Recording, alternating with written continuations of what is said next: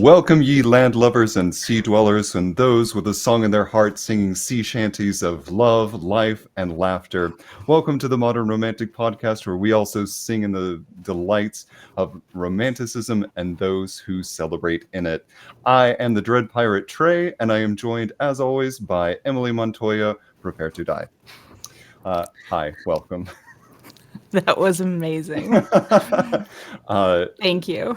As a Clueder audience, literally at time of recording, I was given a challenge to give more za to this introduction, which we'll find out what that means in a little bit.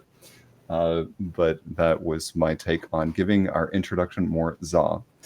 How has your week been, Emily? It's been great. I've been very excited to talk to our guest. We've had him scheduled for a little bit here, and when I heard what he did, I was very excited to have him on the show. So I haven't been practicing any kind of sword play over the last week, but I kind of wish I had. So we could do more like fake sword noises, sword noises, sword Sword noises, noises, yeah, I can like. sword noises, which is a major callback to one of our first episodes on the podcast. That's a deep, deep, deep cut. Oh, it is. You're right. About the deepest cut you could probably make with the podcast. Probably. But if you go back far enough, you can watch our first episode, Romeo and Juliet, a completely unscripted reading of Romeo and Juliet. It's great. We love it. But yeah, super deep cut to that. It's an unscripted script reading. An unscripted script reading. Unrehearsed script reading. Yes, unrehearsed is correct. Very... It was great. But yeah, you will probably have guessed that we've used a lot of pirate puns in this opening here, but it's for a good reason, and that is because we have an amazing guest with us today. So, Emily, would you please do us the honor and introduce our guest? Absolutely. We have with us today a swashbuckler, a musician, and an author, all in one. Sebastien de Castell is here with us today, and I was really excited to talk to you. And welcome to the show. I can't tell you how excited I was that we get to talk to a swashbuckler. Thanks to you both for having me on. I'm not sure I can really take the mantle of swashbuckler. One of the funny things about fantasy authors is that the number of the Venn diagram of fantasy authors and people who still fight with swords into their old age is quite remarkable in terms of its overlap. So I was just in Toronto hanging out with a good friend of mine, Christian Cameron, who also writes as Miles Cameron. He's a well-known historical adventure author and fantasy author, and he's such a genuine swashbuckler, as in sword fights, almost every day, and goes on these reenactments and goes camping in the medieval style in the wilderness sometimes. That he makes me feel inadequate as a swashbuckler. He gives me imposter syndrome. That's quite immersive. Yeah. But I will try to be sufficiently swashbuckly for the next hour or so. I will at various points threaten to duel one or both of you. I accept this challenge. And when do we fight? Is there a proper way to do this? Is there a proper way to do this? How do you challenge someone to a duel? Well, the funny there's lots of ways. I mean, if Trey were here, I would, obviously find a really nice glove and slap him as hard as I could with it. I'd most likely fill it with quarters first, because if you can take someone out just with the challenge, then you can skip the duel entirely. It's funny. There was really never an era in which dueling was all that common. Like, it did sort of happen, but the whole notion of the formal duel at dawn with the seconds, was almost always illegal. There were very few periods of time where it was widespread. And there were always rules about, you really couldn't generally duel someone of a different social class, for example, or in the military, you couldn't duel someone who was an officer if you weren't an officer. And in times of actual war, you weren't allowed to do any dueling because they really needed you, to die a different way. Not over a question of whether someone cheated at cards or not. Right. Yeah, it's funny how things like dueling are so kind of ingrained in Western consciousness. In the same way that swords are in swordplay. When the sword, at no point in history was the sword ever the primary military weapon. It's interesting because the movies and TV shows and books all romanticize it, and you don't necessarily realize that it was probably illegal, and that that's the same as like meeting somebody out back, Hmm. as it would be today. Like you can get charged with assault Yeah, and no, battery. absolutely. Yeah, absolutely. Yeah, there's no there isn't really legally speaking, there isn't a sort of a notion of a consensual brawl. You go to well, it's okay, officer, because we both agreed we were going to get into a drunken bar fight. But oddly, you read cases where, even though it's not enshrined as any type of legal protection, you see cases where police officers or even judges or prosecutors almost treat it that way. In other words, that notion of dueling as having some kind of honor attached to it uh, is something that's kind of still seems like it pervades, different segments of society. And again, as I say, as somebody who writes swashbuckling fantasy novels full of swordplay and duels, that's very helpful to me. Possibly less helpful to society as a whole, um, what I was fascinated by, like reading your bio and reading where some of the books came from, was that you were, as far as I understand, inspired by a 6 hour wait for a ferry. Can you tell us a though. little bit about that experience? Yeah, it's funny. When I was about 16, I was off camping by myself on one of the islands off the coast of British Columbia here in Canada, and I found myself in a state of you know s- uh, existential crisis, as one goes through quite often at the age of 16. And I was waiting for a ferry, and I was late for the early ferry, which meant I had to wait another 6 hours to get a ferry that was going to take me to the next island.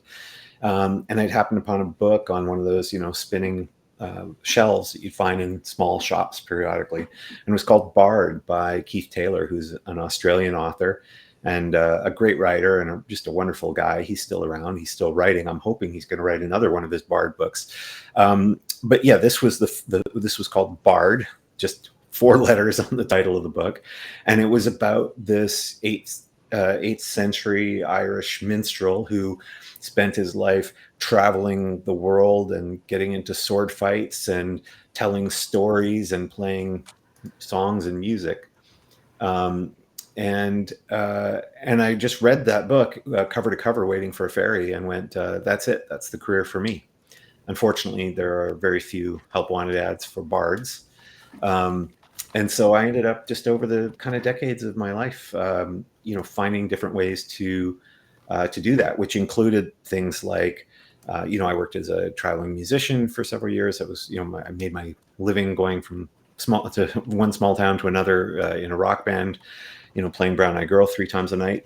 I choreographed sword fights for the theater. I did all kinds of different career paths, which in the aggregate kind of all let me experience a little bit of that life, that adventure that I really craved so much as a young romantic. And which all culminated, about 10 years ago, when my first fantasy novel was published. And then that was part of a 4 book deal, and led to an 8 book deal, which led to another 4 book deal and a 2 book deal and a 3 book deal. And it sort of just keeps going on from there. So yeah, I've had 17 novels published in the last 10 years or so. So it's been quite an adventure, all thanks to Keith Taylor and his book about swashbuckling bards. That is incredible. And I swore I wasn't going to ask this question, but I am going to ask this in a slightly different way. Where where do you feel like you draw your inspiration from? It's You've talked about swashbucklers, you've talked about the almost romanticization of the pirates themselves or swashbucklers, Mhm. but I mean, there's I feel like there's more to that story than just that. Where do you feel like that inspiration comes from? For sure. So there's a lot of different sources of inspiration, depending on the writer, even for, in the genre that we think of as fantasy, and then even narrower, those of us that write, I think of myself as writing swashbuckling fantasy predominantly, even though oddly I don't really tend to write about pirates. But one example is just anything that is fascinating historically that you then want to pull from and adapt into a fantasy world. So, for example, a long while ago, I came across some references to what were called the Justices Itinerant of 12th century England. So this is in the time, I think, of King John, I guess it would be. Sorry, my English history is not up to snuff. But the Justices Itinerant came out of a time where, when people talked about the court, they meant the king's court, because that was the only court there was. There wasn't like a system of courtrooms in every small town inside England, for example. And so, in order to have any kind of a functioning legal system that wasn't just entirely controlled either by individual communities or by the local baron, they had to have these justices itinerant who would go on a circuit for 6 months. They would travel on horseback from town to town, and they come into town, and people would say, all right, well, I have a complaint against this person killed my dog, or this person stole my land, or this person murdered me, and and I'm a ghost, come back. That last one probably didn't happen that often, but we can always hope.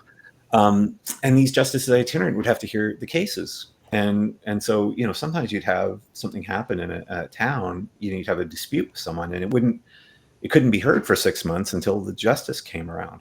And that, of course, is where we get the term circuit court, which is still used today in the United States, for example.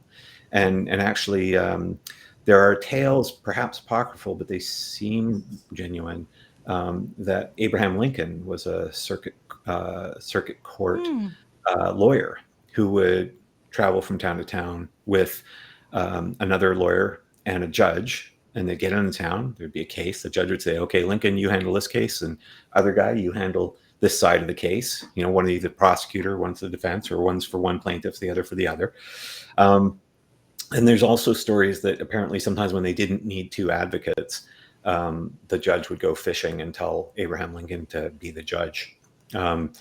So that kind of an idea to me is so interesting, because it just sparks all kinds of ideas. Like, what happened when a case had to wait too long, and what happened when an itinerant justice arrives in a town where they're going to hear a case where one side might be a local worker or farmhand, and the other side might be the son of the local baron. How do you rule against the baron's son, and what happens when you do? And so that kind of led me to create what were called the Greatcoats, which were these traveling justices in a fantasy country called Tristia, who would often have to duel in order to enforce their own verdicts. And so that allowed me to kind of expand on that and build out a much richer world. And the beautiful thing about fantasy is you can build worlds that are much more thematically driven, rather than, when you're writing historical adventure, you really need as much as possible to stay within the bounds of what's historically viable.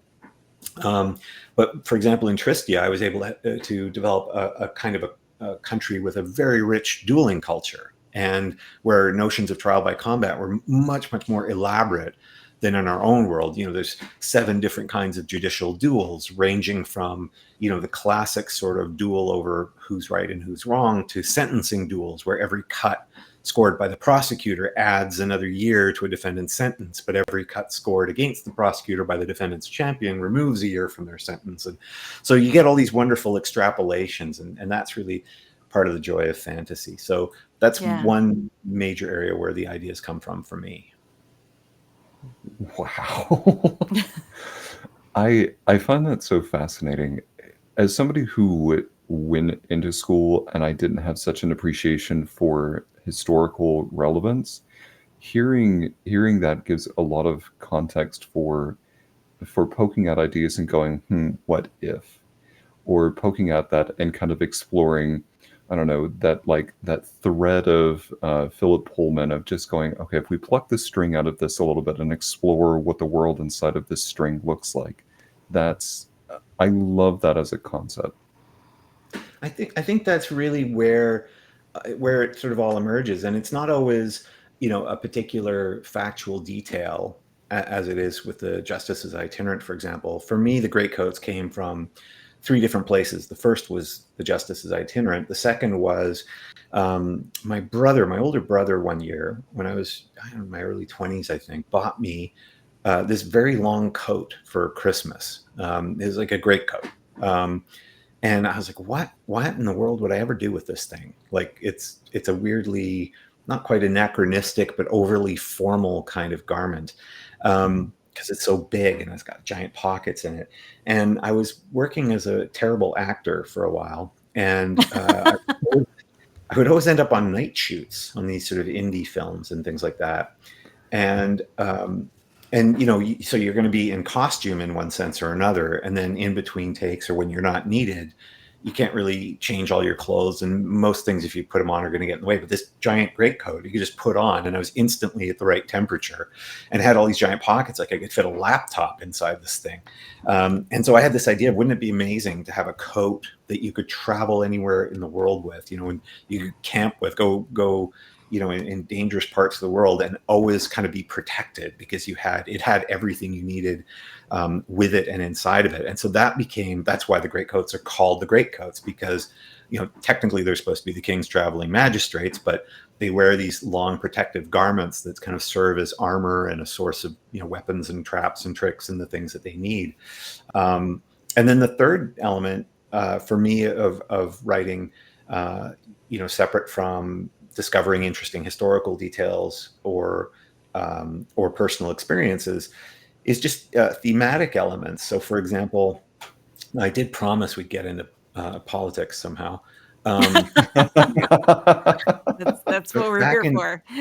back in 2004, the U.S. election, Canada's a very, very polite and civilized country, which means that our Yes. politics are generally quite boring. Whereas you guys have some really fabulously entertaining politics. We like to watch. stir it up. Exactly. And so one of the things I was struck by at the time, as a foreigner, as someone who has no say in those politics, was in the election of George Bush versus John Kerry.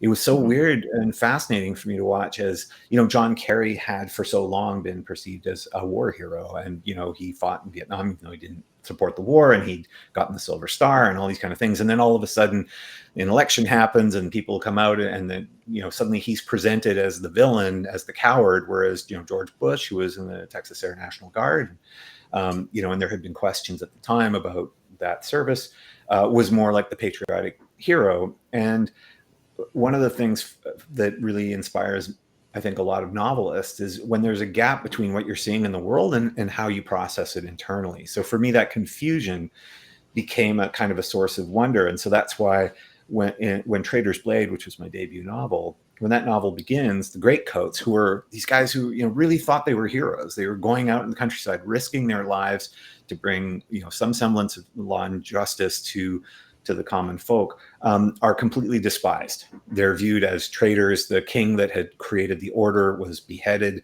and branded a traitor. They were disbanded. They were all referred to as cowards from then on. They're called Tratari, which means tatter cloak, in reference to their coats. And so those elements, you know, regardless of what position anyone takes on a political subject, that dissonance, that cognitive dissonance, is such a great place to mine for telling stories. And I honestly don't think, if I just took the swashbuckling stuff and the historical elements and all of that without some of those themes that probably half my readers might not even agree with my position on personally, if they knew what my position was. But if I left all that out, I think the book, the writing just wouldn't have the same depth. Like, we always have to be touching on something very human, very of the moment, and that's what I love about, you know, especially writing fantasy, is that whatever those themes are that are troubling you as an individual, you kind of get to explore them and turn them into, you know, a story that can be full of adventure and magic and swordplay, even though at some level it's about, you know, what does it mean when people want to be heroes and later on discover that maybe they're not really heroes at all. And for me, the Great Coats was very much an exploration of the question. I'm an idealist by nature. I'm very old school liberal. Do you keep hanging on to your ideals when it looks like they don't work at all? And I think that's something we live with today. A lot of different people on different sides of the political spectrum will look at the world and say, it doesn't look like my ideals work at all. What am I supposed to do with that? And so as a novelist, Yeah. I get to explore that in a novel, and then, people pay me for it. So And you might as well. Yeah. yeah. It's some of what you said harkens back to one of our episodes we had with Dr. Craig Smith, who is a presidential speechwriter that wrote a book about the romanticism of politics and romanticism in general. So we had him on the show, and without talking about modern politics, we were able to talk about this, and it was really a cool episode. And it makes me think maybe we should have him back sometime. But it is like that, where he was explaining how when things like elections happen, there are things that are romanticized and things that are played up and played down, and they hire people to do that. And so I kind of like that there's that added dimension and depth to your stories as well, and that would, like you said, the human side of it, but also like that feels authentic. Yeah, I mean, that's ultimately, we're all constantly engaged in a bit of a search for something that feels authentic. Ever since the Enlightenment, we've all been sort of reacting. In some ways, Romanticism is a reaction to the Enlightenment. That the more we understand the world on one level, and I think people encounter this a lot. When they sort of look at the world through the scientific lens. It all makes sense and it all works, which is fabulous and wonderful and magical and all those things. But sometimes it leaves us sort of a gap for sort of the numinous, for want of a better term. And so we're all looking for that. And I agree. I think politics is absolutely. I'm not an especially political writer, but politics is a very romantic endeavor. Democracy is a tremendous romantic leap of faith. You have to fundamentally believe that when the majority of your fellow citizens vote in a way that you don't, that somehow they're right and you're wrong. Like it's quite a leap of faith to give. It's one that I don't think we're always affording our fellow citizens as much as we probably should. But yeah, I mean, democracy is a very romantic experiment. It is. Yeah. I'm sure a lot of people don't step back and try to look at it that way, but I agree. So, I'm sorry, Trey, did you have... I did. It's so clear that you have like a very good pinpoint on the human experience. And with your explanation of the development for your world and how these greycoats work and operate, I'm curious, like, what does the tome of your world look like? Famously, Tolkien would keep tomes of like written language of the elves, or how the political system would work. So I'm curious, one, how big is your tome? And two, how often do you reference it?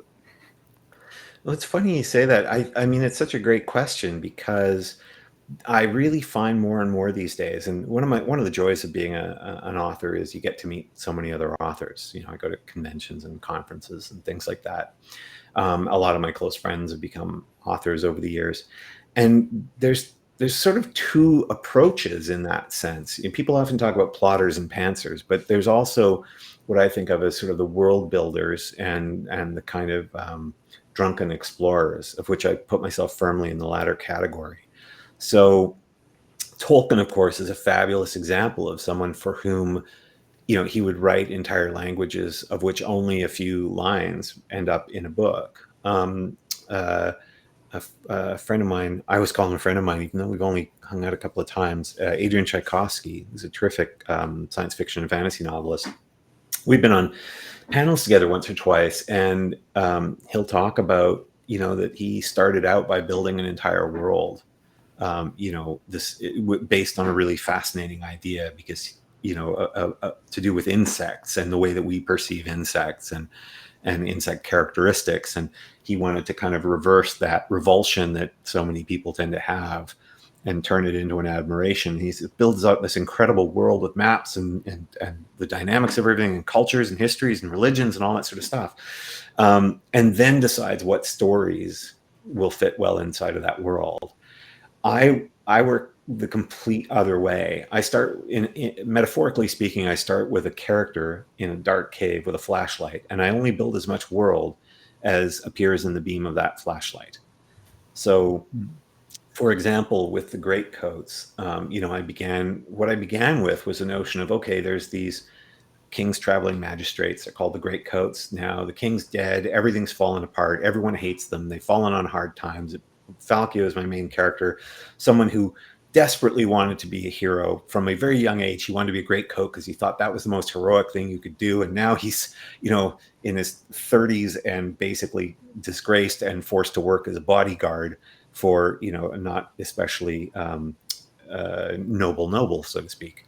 Be working for a merchant, and that's sort of what I start with. And then I go, okay, well, what would make that world even harder for him? And so I end up with things like, well, everybody loves knights, knights in armor, even though the knights are brutes and thugs. And I like the idea that he despises the notion of honor, because honor in the world of Tristia is understood as obeying your oath, obeying your lord, right? If your lord says, do this, the honorable thing is that you do it. And so if your lord says, go burn this village, you burn the village, because that's, your honor compels it. And so I could build this world where a lot of the values that actually people were grabbing onto were ones that were completely opposed to my main character. And it would just sort of continue that way all the way along. There's, the dukes are these sort of very powerful nobles, the ones who deposed and then executed the king. And so that you have these duchies, and then I sort of was interested in the idea of the tension, which is very traditional, between the sort of the more local baron type lords and the notion of a kingdom. So in fact, both in your country and mine, I'm assuming you're both in the States. Sorry, yeah. Yes. Yeah. There's always the tension in the US between states' rights and the federal government. And in some ways, even more so here in Canada, where we have federalism, but our provinces and territories sometimes will say, no, we're the ones that are the real government. The federation is just a loose, sort of connection. And so I wanted to turn that into a kind of a constant power grab between these various duchies. And so that's how I tend to build. So in terms of the question of the tome of Tristia, in the case of the Greatcoats, is the 4 books. For me, there's nothing is real other than the text itself, right? So I can have all, and this is something I think is really important for writers to remember. I can tell you I have this character, and I can have all these visions of this character and all these characteristics and all these things that make them interesting and conflicted and wonderful and compelling, and you should really love them. But if they're not actually in the text, they don't exist, right? Everything else is just in my head, and that does no good at all. Mm-hmm. The job of the text is to do the best job possible of creating a kind of a narrative garden in which the reader kind of grows the characters in their minds, right? If you think of a dragon in a book, is never described at the level of detail that the reader sees it. The reader creates the rest of it. Mm-hmm. And so if I get too obsessed about my vision of what the dragon looks like and exactly how long it is and the shapes of the scales and the exact color and things like that, then all I'm really doing is creating an even greater distance between myself and the reader. And so for me, it's always been about the text. In fact, it's one of the hardest parts when you're writing, another series inside the same world, is I have to make sure that I don't screw things up. Because for me, the instinct is always to ask, what is the most dramatic next thing that can happen? Not what was the eye color of this character and how short was their hair. Right. But the problem, of course, is if you screw up the eye color and the hair, which I'm sure I've done at some point in my career, then for some reason readers that pulls them out of the story. And so for me, it's like when people talk about authenticity in terms of, let's say, swordplay, right? So I remember when I was writing Trader's Blade, I was very intentional when I wrote Trader's Blade to make sure that not one sword maneuver or technique was ever grounded in historical reality, because I knew way too many people in the sort of historical European martial arts community who I just knew, like, you could take any one completely concrete factual thing and there will be someone else in the community who goes, that's not true. That wasn't how they did it. And so I didn't want to deal with that at all. So for me, authenticity is always really about that sense of human experience and human drama inside of the context of a swashbuckling fantasy story or a young adult fantasy series like Spellslinger, or an irreverent dark fantasy like Malevolent 7. In all those books, the authenticity I care about is really that it should feel human. It should feel like this is what people would do, so that we can connect with those characters.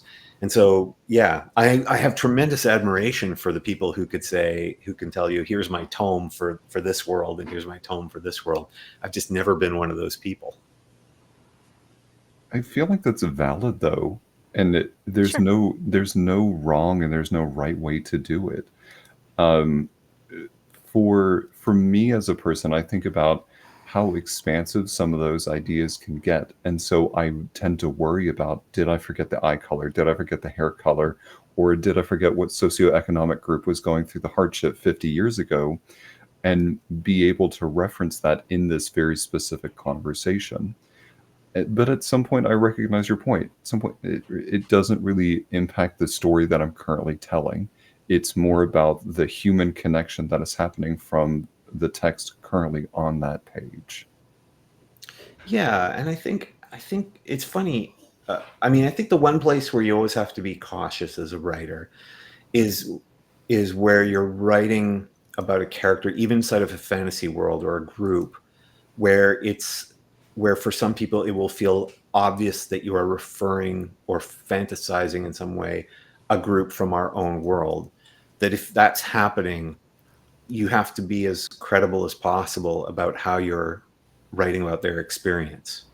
Um, so if you're writing about, for example, it's inevitable if you're writing a lot of books or with a lot of characters, you're going to have a character who has some form of physical impairment that they're dealing with.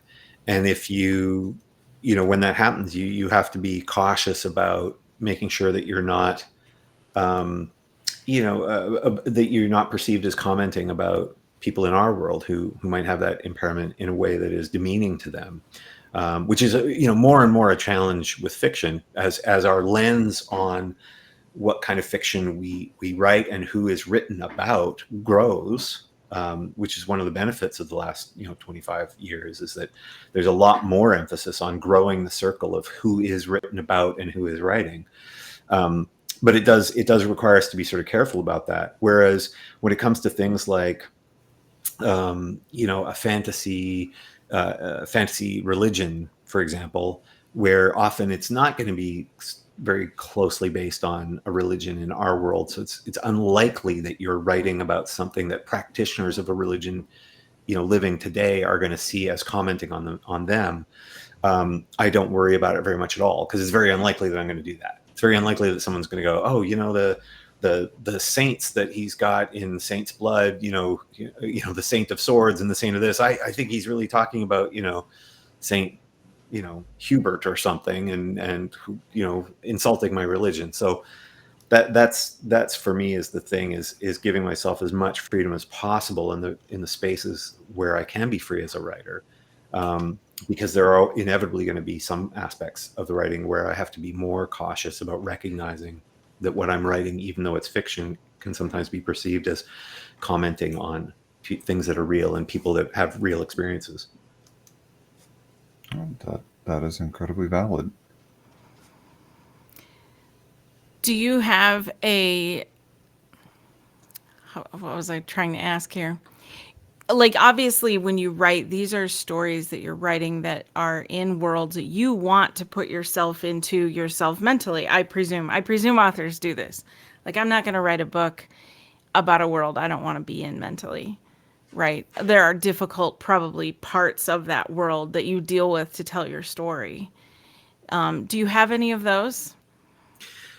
Well, it's funny. It's funny because I'm not 100% sure whether or not I really don't know the answer, whether or not I agree with the premise entirely. Because, for Okay. example, if you think of, I think it's less writing about places you want to be. So I don't write very many books set in the French Riviera, Okay. even though I would like to spend more time there. Sure. But for example, Slumdog Millionaire, most of us don't go, yeah, I really want to grow up in the toughest parts of the slums That's true. of Delhi. But what does draw us, I think, if you think again of that movie as an example, is that even amidst poverty and hardship, you see this kind of strange beauty, or this unexpected beauty for those who aren't part of that world, and you start to see that there's all of this kind of beautiful humanity, even in places that we might not want to live in ourselves. When people write post-apocalyptic fiction, which is tremendously popular, it's not that anyone wants to live in a post-apocalyptic world that's overrun with zombies and doesn't have much clean drinking water. It's that there are experiences that we can imagine in that setting that we can't imagine, in the French Riviera or in the canals of Venice or things like that. And so that's often what draws us, is to ask, well, what would that be like? Where would the sources of beauty be? Or, interestingly, if you're writing about a really beautiful place, so a lot of mystery writers will take a setting like Venice, where for a lot of us, we imagine it as this sort of endlessly beautiful canal-ridden paradise. And they'll find the dark and seedy parts of it to write about. And so it's exploring, I think, that drives it for me. It's always about, I want to explore what's going on there. So, for example, Malevolent 7, which is the book that came out in 2 years ago and was an unexpected hit. I had not written that book for anyone to read. Oddly, it was. Wow. I had just come off of a 6-book young adult fantasy series in which, and I loved my editors and I loved my publishers, but inevitably the language was becoming more and more policed, because that's the cultural context that we're in now, where we get much more concerned about how different words and ideas might negatively affect other people. And that can be very, very constraining for a novelist. It can start to feel like you're just being put in a cage, even when people write wonderful things about your books. So Spellslinger is notable for having a talking squirrel cat, who's the sort of companion of this young spellslinger named Kellen. And Rikus, the squirrel cat, is this murderous, thieving sort of animal, very small squirrel cat who thinks he's the apex of the animal kingdom. He thinks of himself as the apex predator. So he's always threatening to murder everything. And so everybody loves Rikus. And it's great that they like Rikus, but then you see people writing letters. They'll write me letters going, if you ever kill Rikus, I will, come find you. And they'll be like, please, can this character do this? Never change this about this character. Never do this thing. And it becomes so kind of embedded in your skull that it can be very it can affect you adversely as a writer. And so in 2020, I think it was February of 2020, right when the pandemic was starting to cause travel to shut down and things like that, I decided I was going to take a month just to write a book for myself. It was going to be sort of a palate cleanser book. I was just going to write every day. I was going to write a book. I was going to have all kinds of crazy magic in it, and that I was never going to explain. And I was going to have terrible anti-hero characters, and I was going to use all the bad words I could possibly think of, and all of that. And I realized it's only after you write the book that you understand what you're really writing about. And I realized that I wanted to explore a world in which almost everybody, for one reason or another, had decided that they were the bad guys. that because they had done some bad things in their lives, that they were not worthwhile as human beings, and therefore, and this is the key part, therefore had no responsibility towards their fellow human beings. And that was because I was starting to feel like we were gradually sliding into a kind of a cultural period where we split each other into good people and bad people. And the definition of a bad person is anyone who's ever done anything bad. And the definition of a good person is someone who's never done anything bad. Not that they have to have done good things, they just have to have never done bad things. And it doesn't matter how many good things a bad person does, because if you've done the one bad thing, then you're a bad person. And my problem with that is not so much the judgment, which is what everybody else was talking about. Oh, we're wrecking people's careers and stuff, which is undoubtedly sometimes true. But my fear is what happens when we convince other people successfully that they are bad people, and they say, okay, well, I guess I don't have any responsibility towards anyone else because I'm a piece of crap.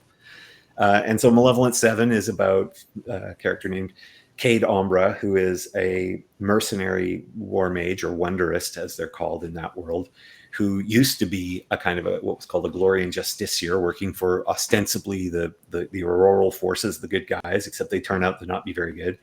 And he's kind of convinced that he's a piece of garbage at this point, and all of the people he's with, these other kind of gunslinger mages, they've also done bad things, and they run into a situation where the heroes aren't coming and humanity's going to fall apart. And so if they don't step up and somehow try to be the heroes that they're not remotely qualified to be, but if they don't somehow do it, then everything's going to fall apart. And that for me is what I needed to explore at that particular moment in time, right? I needed to create a world where I could explore what happens when we're constantly telling each other that we're bad people and we start to believe it.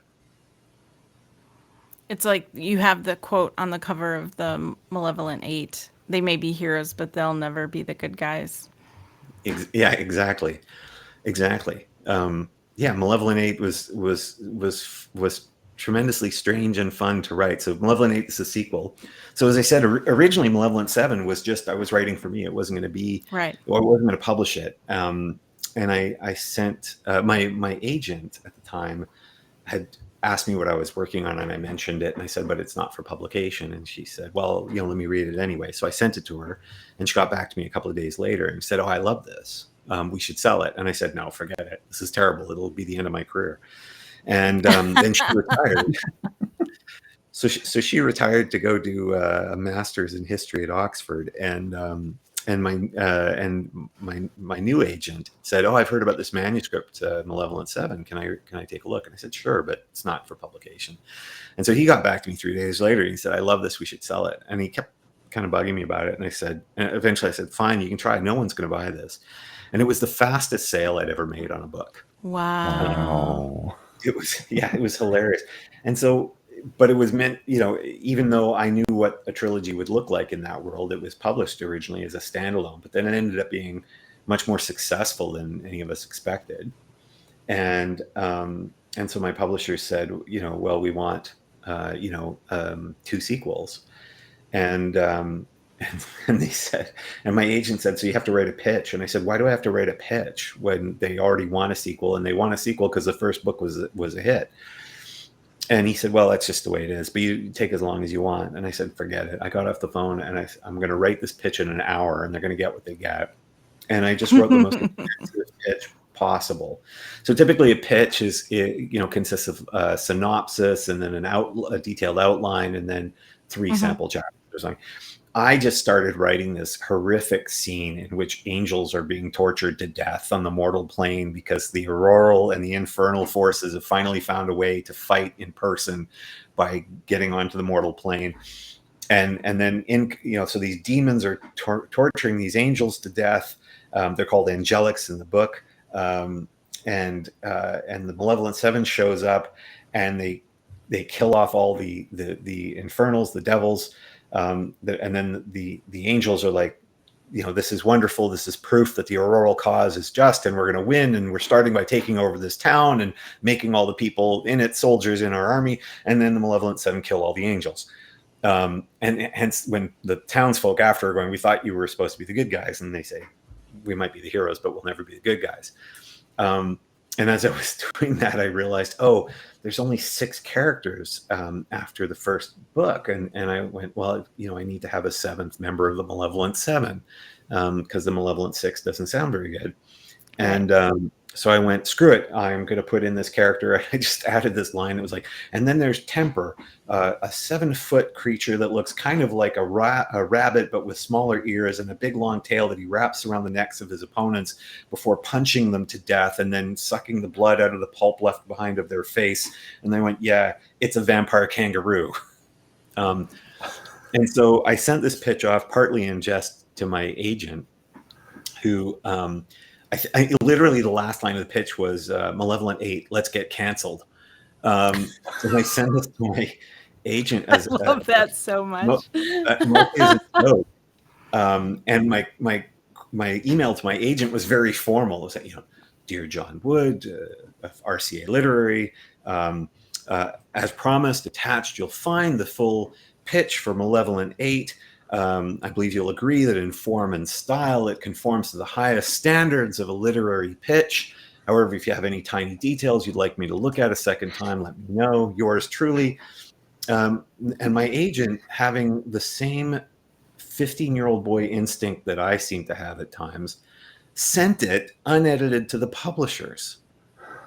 Awesome. So who had already been kind of fighting with a little bit, over things like covers and stuff, and we weren't sure how they felt about it. And so 3 days later, we just got a 1-sentence reply to this pitch, and it just said, "You had me at vampire kangaroo." Yeah. And so I thought that was the funniest thing I've ever gotten. And it just sort of showed me that as much as I think a lot of writers, myself included, sometimes have this anxiety about, whether our culture is becoming censorious or overly restrictive or things like that, that actually there's a certain hunger for irreverence. There's a hunger for naughty jokes or vampire kangaroos sucking the blood out of, their victims, of kind of anti-heroes trying to be the good guys even when they're not supposed to be the good guys. So I think that's out there. I think that what people are actually fighting against, even though it doesn't always feel that way to all of us, is just is people don't want writers, for example, to be actively going out and hurting other communities, right? To be mean-spirited in what they write. And so I just learned so much from that experience. But that came from going, I have these dark thoughts inside of me. It's February 2020. Everything's being locked down. I'm concerned about the way people talk about fantasy online and how censorious the culture is becoming. I'm going to just write whatever the hell I want because I don't have to show it to anyone if I don't like it. And then discovering that, I was actually writing about other things instead. And so, being a fantasy novelist is the single best and most profitable form of personal therapy I've ever encountered. I was going to ask earlier on, but I think what your explanation to us really answered that question, which was, how do you balance the light with the dark? And it sounds like you are finding those moments to do things just for yourself, that when the constraints of other things happen, you just do something sometimes for yourself and go, I'm going to do it because this is what I want, not what someone else wants from me. Yeah, I used to work at a place called Vancouver Film School, which is a really wonderful entertainment school. It was wonderful when I was there anyway. I really liked the people. I loved the students. I loved the work that they created. And I was the head of the digital design program for a couple of years. And sometimes people used to say the simplest definition, if someone wants to know the difference between art and design, is design is something you make for other people and art is something you make for yourself. That's not always true, of course, but it is an interesting way to look at it, that art, to be an artist, you have to sometimes make space for creating art that is for you.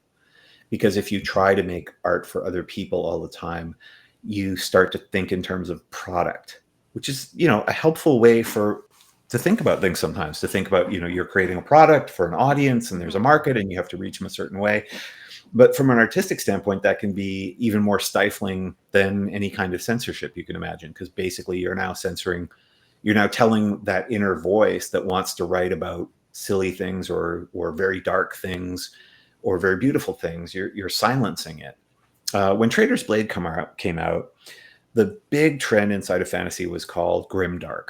And grimdark was meant to be incredibly gritty, violent, but in a way authentic fantasy, where it didn't romanticize war, for example. Game of Thrones was one of the big classics of grimdark, and people would say when the TV show came out, because the TV show, of course, started far later than the books, even though it also ended before the books are finished, since the last book isn't finished still. Yep. But people would sometimes say, well, this is too violent. There's too much sexual violence. There's too much of this kind of violence. And George R. R. Martin would say, if that's what happens in war. Like, don't, he didn't want to romanticize war the way that we sometimes do. But that trend of just very, very dark fantasy where everybody's horrible and everything that happens is generally pretty horrid, wasn't what I was writing. When Trader's Blade came out in 2014, that was sort of in some ways the height of grimdark. And, there were people who would say, well, who's going to want to read a book that's like the Three Musketeers and meets Westeros? Like there's all the camaraderie and the humor and the idealism, but it turned out that there were tons of people that were desperately wanting that. Some people, I think they coined the term charm dark for charming and dark. And so to get to Trey's question, I think you always balance light and dark by being truthful to what you think is true. So, for example, I'm often asked to be on panels about how do you use humor in dark stories, and I always find myself having to remind people humor is part of how human beings deal with hardship. Right? It's part of its function. So is music. So is dance. Right? A lot of the music that we love in the West, in terms of rock and roll music and blues and stuff, comes out of a tradition of enslaved peoples, singing and writing songs and hymnals and all these things, because that was one of the ways you stay alive. You keep your soul alive, and so humor is a tool that we use in dark moments. And so if you stay true to that, it becomes twice as potent, because the reader can feel that sense of authentic desperation in the characters. They're not telling a joke to be funny. They're telling a joke because that's their way of saying, we're in this together. I'm not giving up hope. It's a connection. Yeah. Yeah. So it's funny, because that's why I think I have a certain sympathy for people who really dislike, mean-spirited humor, where people will say, well, I should be allowed to tell whatever joke I want, even if it's, directly hurtful to a particular group of people. I'm one of those people who, believes heavily in freedom of expression, which is what we call it here in Canada, and there's freedom of speech in the US.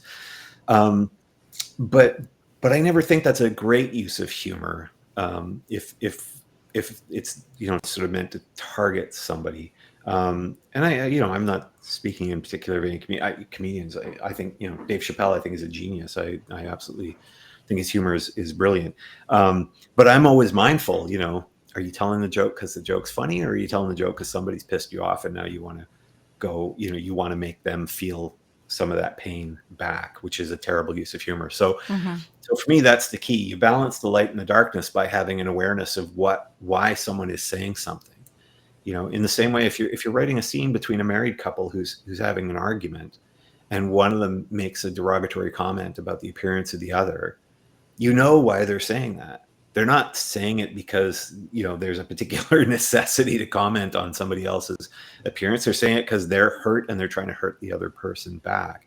And so that can feel, in a drama, can feel very credible and authentic.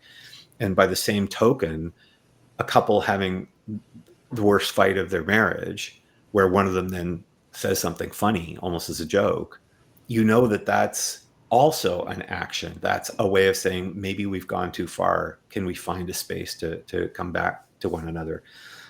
So yeah, I use humor all the time in sometimes books that are very dark in terms of their other themes, just because it just feels real to me.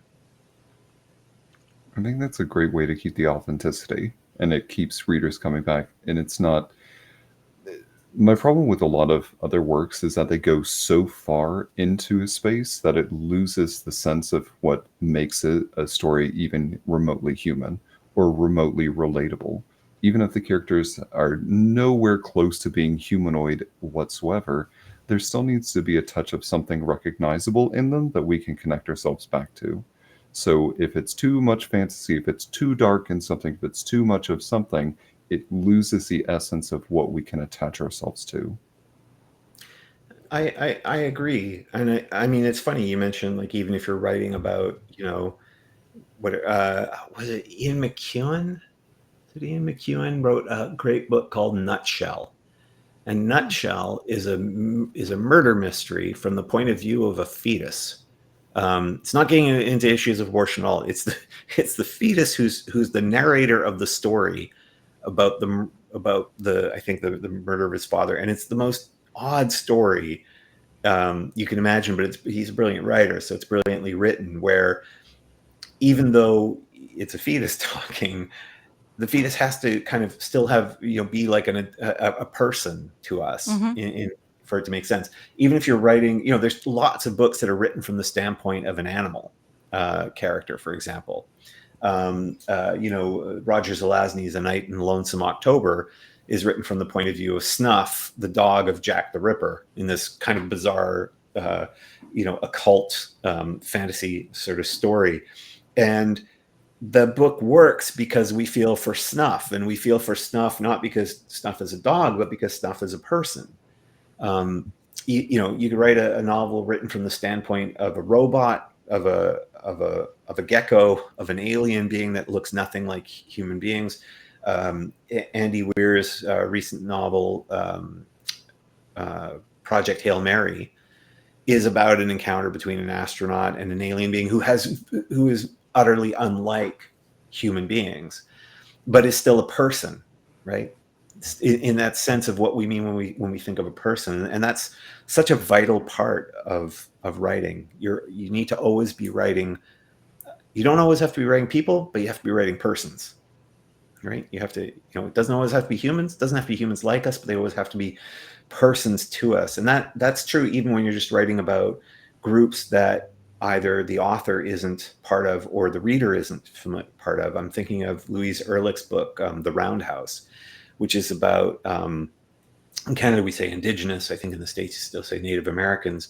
It's about a group of, a young Native American boy on a reserve dealing with the aftermath of something that happens to his mother. And he's living a life that's, would be very foreign to me, for example. But where you're always, but she finds all these brilliant ways to create these connections. Like the kid in question and his friends are obsessed with Star Trek: The Next Generation.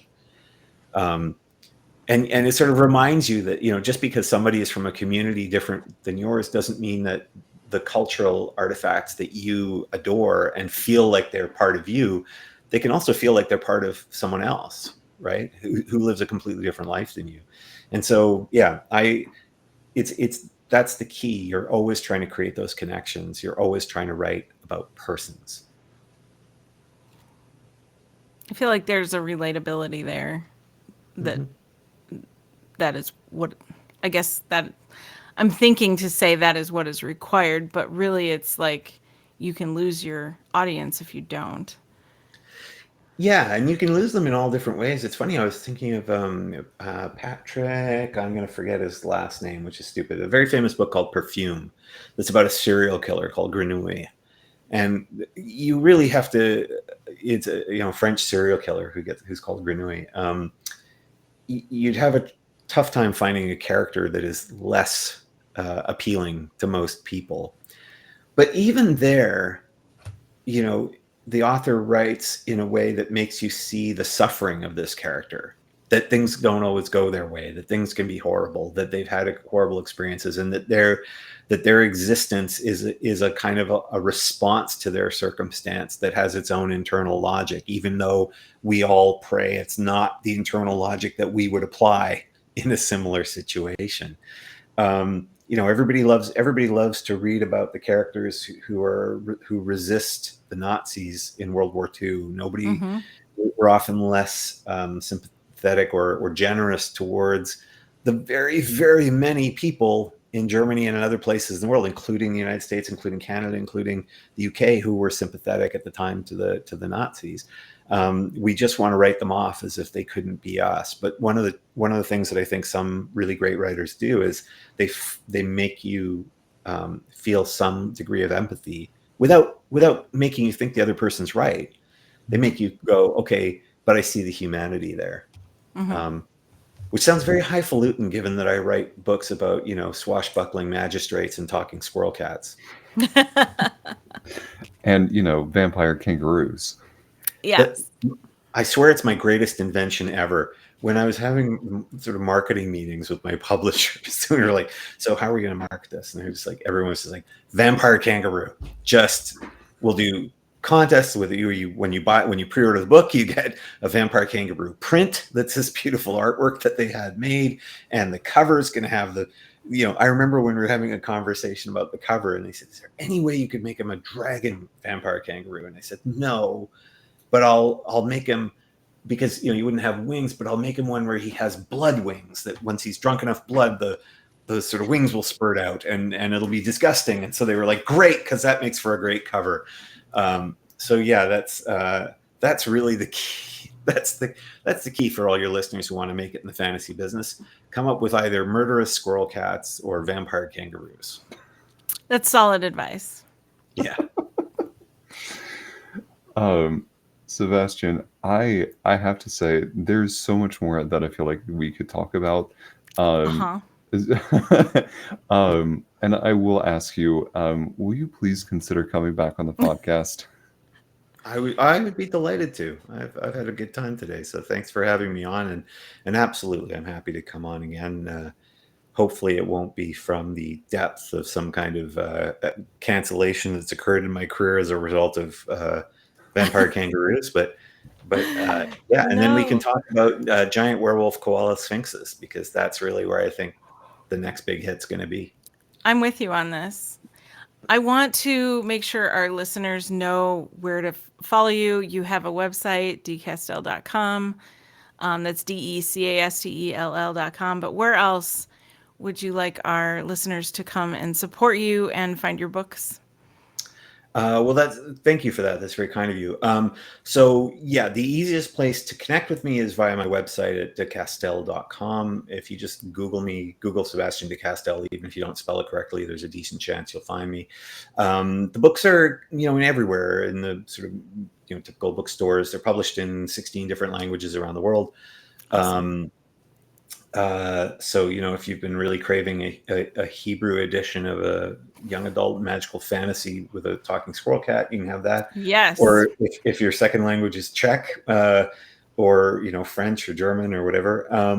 And then in, the major bookstores and, Audible and all those sorts of the usual places. The latest book is Malevolent 8. You can read it without having read Malevolent 7, but I encourage everyone to buy 50 copies of each, because, That's right. swords are expensive, and support art. There you go, support art. Well, don't buy 50 copies of mine. Buy one copy of mine and one copy of 49 other authors, and then you'll be set for the year. That is solid Agreed. advice. And if you run out of space on your bookshelves, buy another bookshelf. There you go. Yeah, you can't. Books have don't another even. bookshelf. I'm sorry. Books No, don't go even ahead. have to be on a bookshelf. They can pile up on the floor. There's no shame. Books are the universal. So first of all, most people can't afford art anymore on the walls, and just getting cheap band posters and gluing them to your wall isn't cool anymore. So books are artwork, and yes, if you pile them on the floor and you're judicious about how you construct your piles, they become furniture. If all else fails, they become firewood. So you can't go wrong with another book. And you can display them nicely like you have in your background, so you could see all the covers as well, which I Yeah, love those that. oh, Nicely thanks. done. Yeah, when I started, one of your commenters is saying no book burning. Right. I don't burn books for political reasons. Burn them only if you're very, very cold and there's no firewood around. I Right. just don't want anyone to freeze to death. But yeah, you have to. But if you're going to have to burn your books for firewood, you must do so in an apolitical fashion. So you have to. Correct. That's the challenge. Yeah, so I do a lot of interviews, and for the longest time, every time I did an interview, I would constantly have to go and like clean up the back of my office so that it would look like something. And so eventually I thought, oh, well, I'll just put these shelves with just my books on them. But the problem is now I've had enough books published that I'm reaching a point where I'm like, I'm either going to have to, retire from being a novelist or build more shelves. And that's just a stressful decision.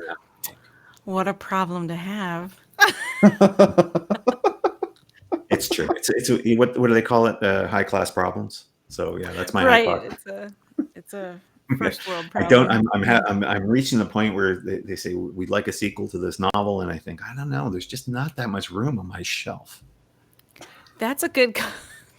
We need more vampire kangaroos. I don't know. There's just not enough room on my shelf. That's true. All right. Well, we'll just once we're up to Malevolent 19, Right. then I'm putting my foot down. But I really appreciate the two of you having me on. It's been a real pleasure. Thank you. It's been fantastic. Thoroughly enjoyed this last hour. It's hard. I looked at the time and went, "How is it possible we've gone through this much time?" So that means it's definitely a great one. Thank you for joining us. And you. I totally accept your duel. I expect a glove full of quarters being slapped in my face as soon as I step off the plane in Canada. We fight at dawn. we fight at dawn. You choose the weapons. I'll choose the gloves. Beautiful. It's a deal. As we close this episode out, please don't take anything we just said seriously. I'm going to watch this happen. Emily's going to be the one selling tickets. I will also report back to our audiences what happens because someone has to. And I will probably not be here because I'm fighting against an expert swordsman. And I'm not any of those things. So join me, Sebastien de Castell, next time on the Modern Romantic when I take Trey's spot. No, he's just right. My new co-host Sebastien for our next episode. Well, for possibly the last time in my podcasting career, thank you so much for tuning into the Modern Romantic podcast. You can find more behind-the-scenes content and other conversations you won't hear anywhere else on our Patreon. Just search for The Modrom on Patreon. You can find other episodes on our website, themodrom.com.